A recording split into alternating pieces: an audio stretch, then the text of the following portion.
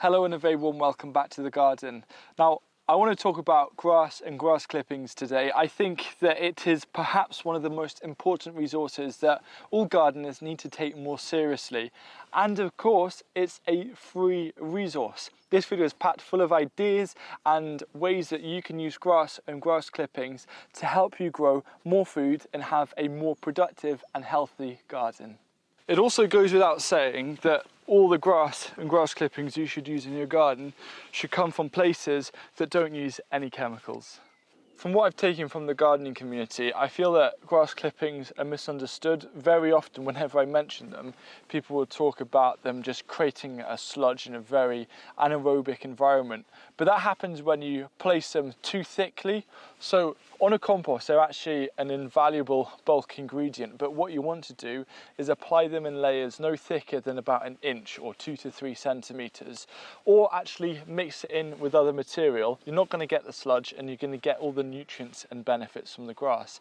Now, I honestly feel that you can actually make a really good compost by, in volume, going 50-50 shredded up cardboard and grass clippings, and if you turn it on a daily basis you should get compost in around 2 months. And it's just a really simple free way of creating a bulking compost for your beds. Grass clippings are usually seen as a nitrogen rich compost material, also known as a green material, and things like cardboard are carbon rich materials. However, you can actually turn your grass clippings into a carbon material by drying them out.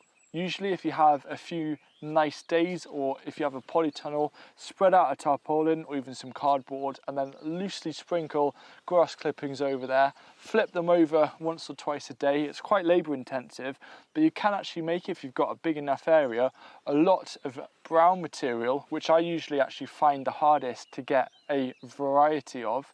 But then suddenly you've got, using grass clippings, a brown material for your compost bin. Next up, we're going to explore the multiple mulch options of using grass in the garden. The two core benefits that you can get from mulching with grass clippings in particular is weed suppression and moisture retention, and then of course it's going to add organic matter to the soil.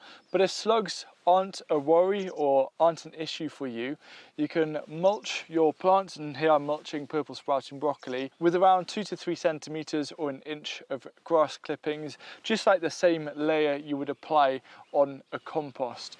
Now, if slugs are a concern, you can still mulch with grass clippings, but what you want to do is just barely cover the surface. So aim for a mulch of just under a centimetre or just under half an inch. And yes, it's not going to suppress as many weeds, but it's still really going to help to create a nice layer of insulation to retain moisture. For me, I'm not so worried about slugs, so what I like to do with grass clippings is create that thicker inch layer to put around my plants. And usually it's easier to do when the plants are smaller rather than having to rummage in and around. But this is just such a great way of eliminating any kind of weed issues, keeping in a lot of water, and then when it breaks down, it's going to provide organic material to the soil, and that turns into soil organic matter.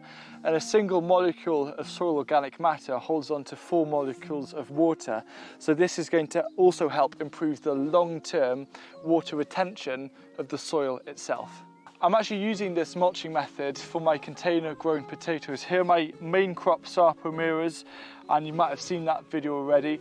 But basically it's plant the potatoes and then stick a load of grass over the top. These have now broken down to a bit of a thinner layer, but it's looking really good. What I'll do in perhaps 2 or 3 weeks is go around and just top them up with another centimetre. But it's my hope that using this method, and with how good it is with retaining moisture, I won't actually have to water these at all. So another really cool thing about using grass as a mulch is that it actually makes watering a lot more efficient and effective. So the issue with just having soil or compost is that if it's quite dry, what can happen is that rain falls and then it actually runs off rather than going deep into where the roots are. So what what the mulch actually does, these are broad beans which are mulched with grass clippings, is that it actually captures the rainwater and slows down the process and allows it to then gently go down into the roots. So instead of, if you have suddenly a lot of water and it runs off, what happens is that the mulch allows it to go down and stay down. You don't just have to stick with grass clippings for mulching. I've just been chopping down some of the longer grass with some shears, and this stuff is great actually for mulching around your perennials. This is a fig here, and I'm just going to place a nice thick layer around the fig, and that there is such an easy mulch that's going to help it hugely. Now for what I think is actually the most exciting potential that grass can bring to a garden and for growing food. And what it involves is creating a Jadam organic farming amendment called Jadam liquid fertilizer, or JLF for short. I will introduce Jadam properly in a future video and why it works so well with the whole project leaks that we're doing on this channel. But the founder of Jadam, Mr. Yongsan Cho, in his book mentions how grass and crop residues make fantastic liquid fertilizers.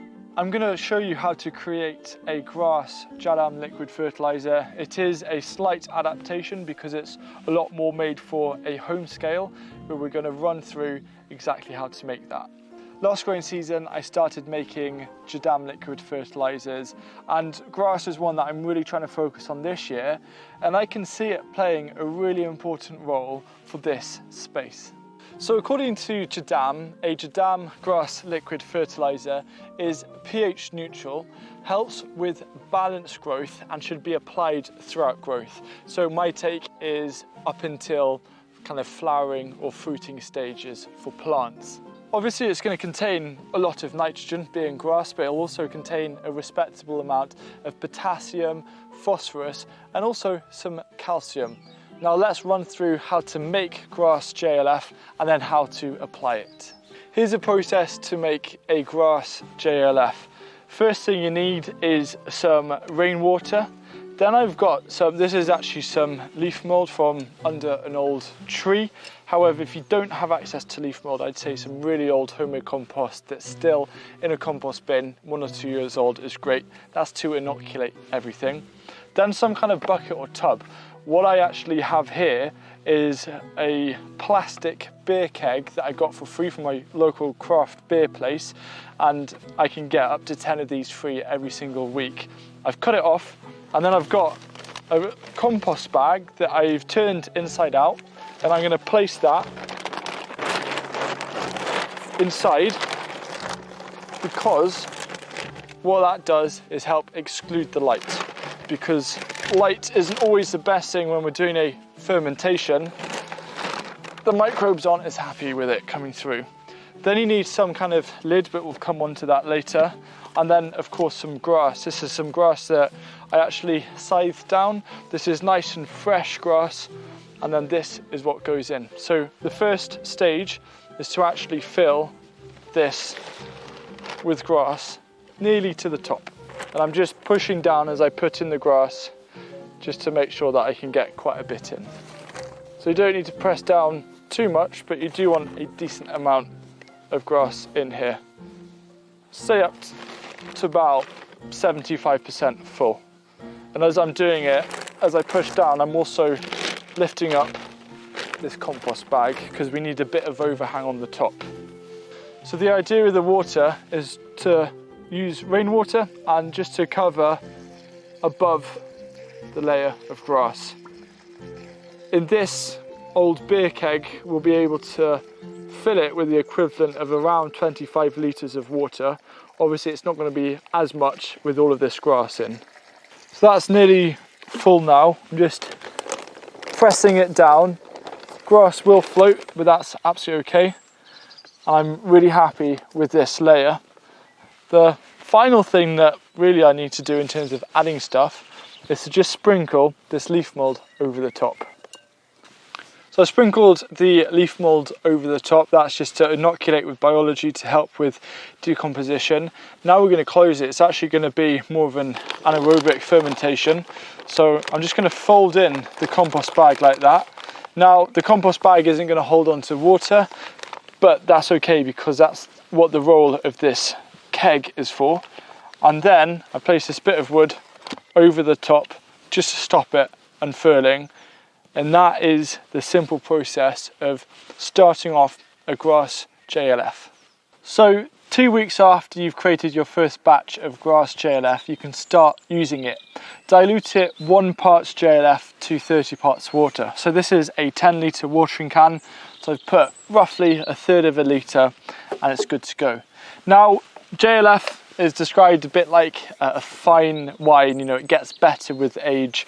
Mr. Young-san Cho says that it's almost like soy sauce. The longer you leave it, the better it gets in terms of production.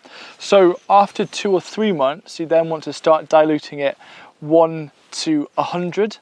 And then you can even keep it going for a year, 2 years. That's when you start diluting it 300 to 400 to 1. It just gets stronger and stronger with age. I will be doing a dedicated video about JLFs, but another thing just to bear in mind is as you're removing water, keep all of the solids in. You can top it up with more solids as they'll start to disintegrate and water as it goes. So you just need 1 tub and you can keep on using it for years and years and years. You'll be seeing me use grass a lot more in the garden this year, and I'm also going to be putting it through its paces with our new experimental garden as a part of Project Leeks, which I've mentioned before in this video about the project. But if you don't know what that means, this video here will show you my plan to help make gardening more accessible and also more affordable, and to try and improve and build upon no dig. This will be the thumbnail. We got it.